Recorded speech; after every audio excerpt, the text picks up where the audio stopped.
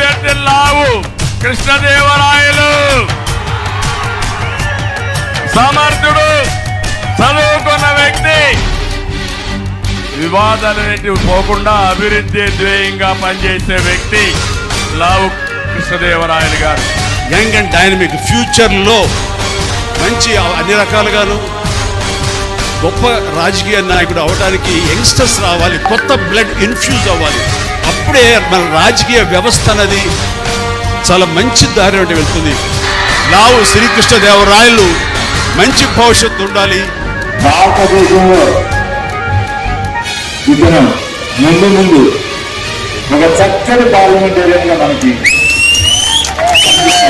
నీడ కోరిన పేదవాడికి గూడునే చూపించగా, తోడు కోరు అనాథ బాలకి అండనే అందించగా, నీరు కోరిన మూగనేలకి ఏరునే పంపించగా, తారలంటిన ధరల మంటల వేడినే చల్లార్చగా, దశాబ్దాలుగా వెలుగు చూడని దీన ప్రాణుల కళ్ళలో వేయి సూర్యుల కాంతితో చిరునవ్వులే వెలిగించగా.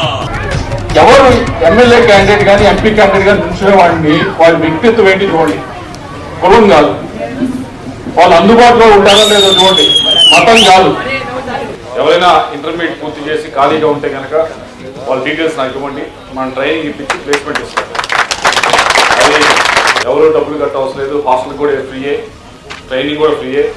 ఏదైతే గోదావరి జలాలు తీసుకొచ్చి కృష్ణా నది రైట్ కెనాల్లో కలుపుతామో అప్పుడే ఇక్కడ ఉన్న ప్రాంతంలో ప్రజలందరూ కూడా సుభిక్షంగా ఉంటారని చెప్పి మీ అందరికి కూడా తెలియజేసుకుంటూ, కనీసం తాగడానికి కుక్క నీళ్లు కూడా దొరకట్ల ఆ పరిస్థితి మార్చాలనే జలజీవన్ మిషన్ కింద ఇంటింటికి కుళాయి పెట్టే కార్యక్రమంలో 500 కోట్ల రూపాయలు మన పార్లమెంట్ కి తేవడం జరిగింది. ఎల్లరేకుల శాంతి పుష్పం నేలపై పూయించగా, పచ్చ పైరుల క్రాంతి పంటని పుడమిపై పండించగా, ఎర్ర సూర్యుడి శక్తి మొత్తము నిత్య వ్యాప్తం చేయగా, రంగురంగుల కొత్త జగతిని భూమిపై సృష్టించగా, నింగినేలకి నిచ్చెనల్లే నిలుచు జెండా సాక్షిగా, రాష్ట్ర ఖ్యాతిని అన్య జాతుల గొంతులలో మ్రోగించగా, నేను సైతం ప్రపంచాగ్నికి సమిధను